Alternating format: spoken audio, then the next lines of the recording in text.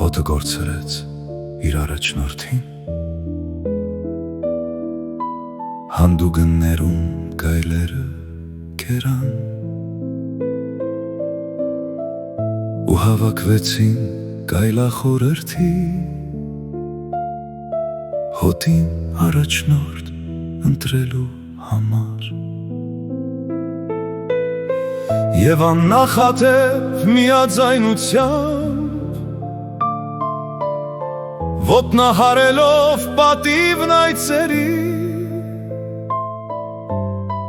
միայն գայլային սուր հոտարությամբ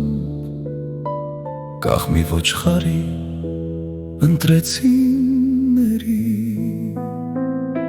իբրև թե նրան օգնելու համար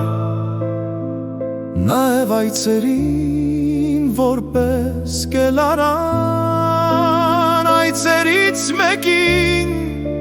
խելոք ու հարմար նշանակեցին ներուն հենարան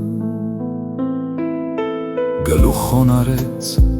նոր ընտիրներին բայց ինքն իր համար որոշեց անձայն որ հավանական առաջնորդներին մեկ-մեկ ուղարկի գայլերին ընծա նրան տրված չէ նախապաշարմունք բնավ պետք չունի նաև աղոթքի արշավացի է դարձել պաշտամունք հոտը քայլում է կախված ոտքի